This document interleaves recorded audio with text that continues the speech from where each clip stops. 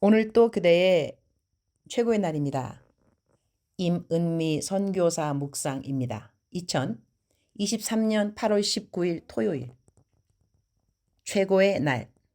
나 역시 흠이 없는 자의 신분으로 바뀌었습니다. 민수기 28장. 지금은 금요일 저녁 5시가 좀 넘은 시간이다. 한국은 조금 있으면 토요일이 된다. 내가 오늘 밤 설교이기 때문에 설교 마치고 숙소 돌아오면 거의 11시 반이나 12시 자정이 될 것이다. 그러면 내 묵상을 새벽 4시에 항상 올리는데 그렇게 되지 못하니 지금 묵상을 시작한다. 설교가 항상 하던 것 같은 설교라도 오늘은 영어로 90분간 설교해야 하기 때문에 조금 긴장이 되긴 한다.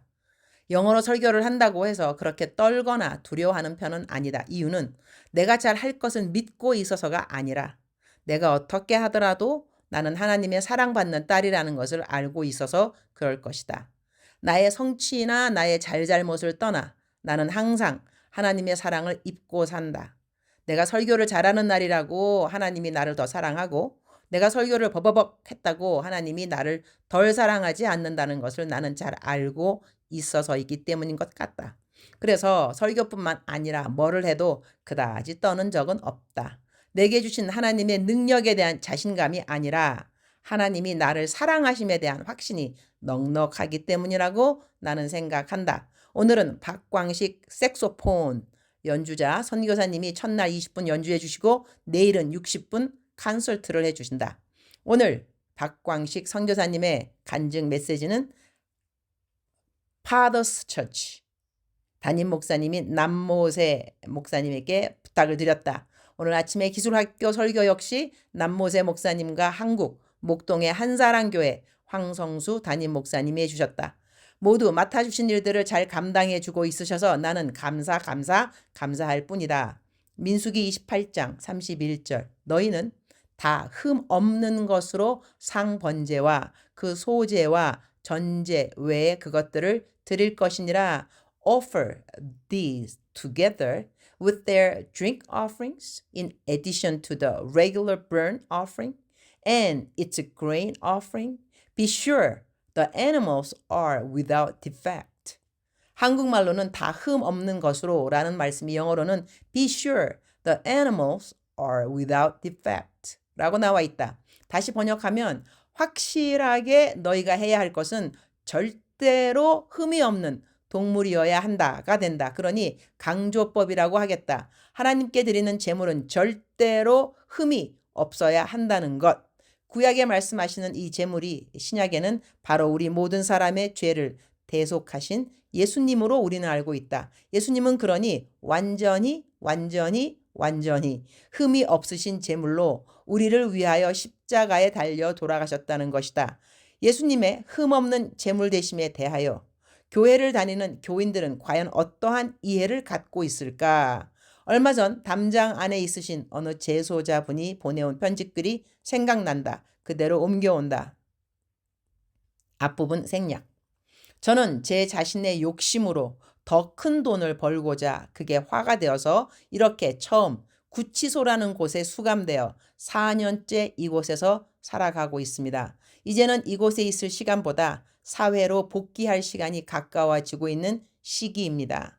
사회에서 저는 고급차와 그저 고급이라는 단어에 빠져 신앙생활도 주일에 잠깐 나가서 내 자리를 지켜주고 제 마음의 전부가 아닌 일부를 떼내서 관습적으로 헌금하며 타인에게 보이기식 믿음 생활을 하였습니다. 이런 삶이 제 삶이었습니다. 부족하지 않게 살면서 타인에게 보여주기식 삶을 살면서 사회와 가까이 살았고 모태신앙에 꺼질 듯 꺼지지 않는 그저 그런 진실성이 없는 그런 사람이었습니다. 그러다가 더 큰 욕심에 더 큰 돈을 벌 수 있다는 불법적인 일에 투자함으로써 전 재산을 탕진하였고 투자를 권유해 진행하였던 동생은 자살을 하는 등 저로서는 이곳에 있으면서 아픔과 상처가 공유되는 시간이었습니다. 그러던 중 아내가 성경책을 넣어 주었고 그때부터 처음부터 믿음을 다시 갖고자 성경 말씀을 읽기 시작하였고 이제는 거의 일독을 해 나가는 시점입니다. 형광펜으로 하나님 말씀을 하나하나 색칠하며 읽을 때마다 이제야 조금은 알 것 같다는 생각이 듭니다. 이렇듯 조금씩 하나님 곁으로 가고 있을 때 선교사님의 묵상을 받게 되는 이곳에서의 인성교육, 감사 시간에 저에게는 세상에 내 인생에 또 한 번의 이변이 온 것입니다. 저는 사실 행복한 사람입니다. 제가 이곳에 있는데도 불구하고 담임 목사님께서 지속적으로 찾아와 주시고 인터넷 서신으로 제 마음을 위로해 주시고 기억해 주시고 기도와 가족들을 챙겨주고 계십니다. 전도사님께서도 매월 급여의 일부를 저의 영치금으로 보내주시며 제가 얼굴을 들 수 없을 정도로 창피함에 있습니다. 이제야 제가 감사가 무엇인지 느끼는 순간들, 그리고 선교사님께서 아프리카에서 고생하시며 복음 전파에 최선을 다하시는 모습들이 묵상 내용과 저서하셨던 책을 보면서 본인의 모든 삶을 주님께 드리셨던 모습들, 어떤 이유에서든 하나님 안에 있는 저희를 버리지 않으시는구나 라는 확신을 다시금 느꼈습니다. 중간 생략. 비록 제가 이런 곳에 있으나 사회에 복귀하면 작은아마 선교사님과 함께 할 수 있는 후원의 모임 만들어 함께 하겠습니다.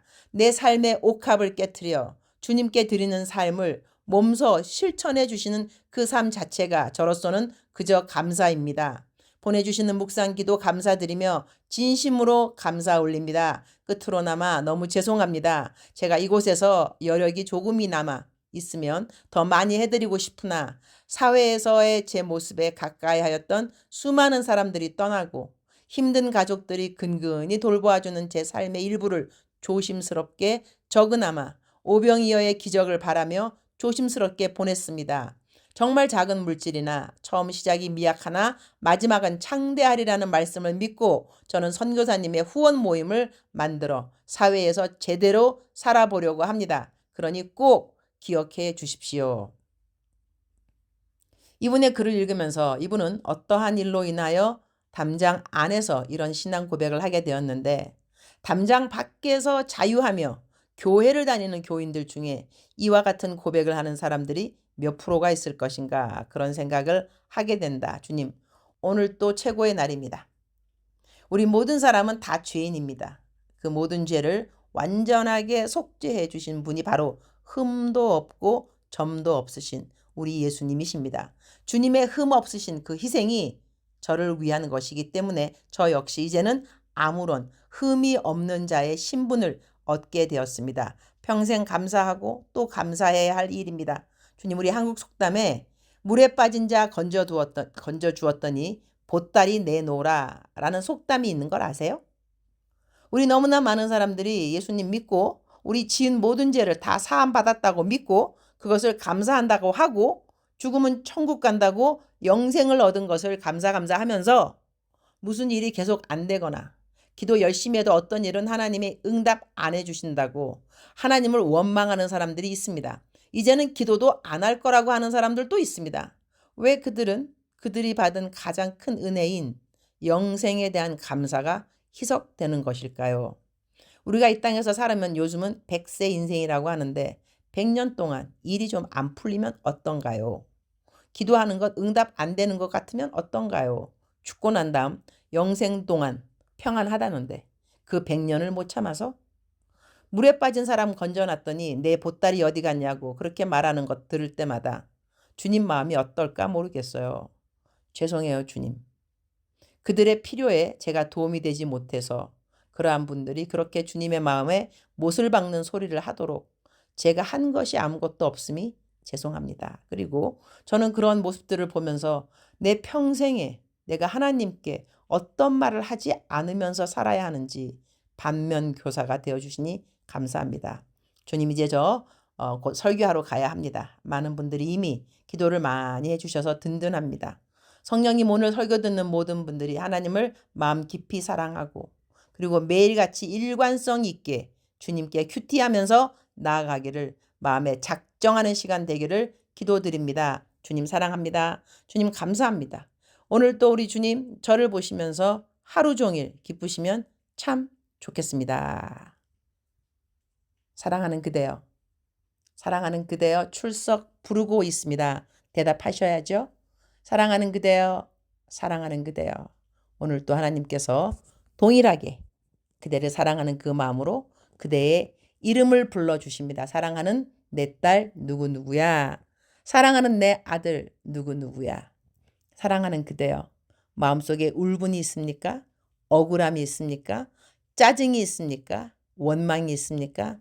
우리 그런 거 없었으면 좋겠습니다. 왜냐하면 하나님께서 우리에게 베풀어 주신 사랑이 너무나 크기 때문에 그렇습니다. 우리의 아픔이 크기 때문에 하나님께 원망할 만도 합니다. 왜냐하면 하나님처럼 편한 분이 없으니까요.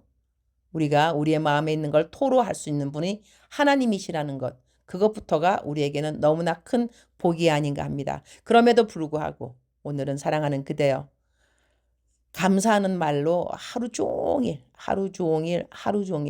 주님 앞에 감사하는 말을 올려드리는 그대가 되기를 축복합니다. 사랑하는 그대여, 사랑합니다. 사랑하는 그대여, 축복합니다. 오늘 또 그대의 최고의 날입니다.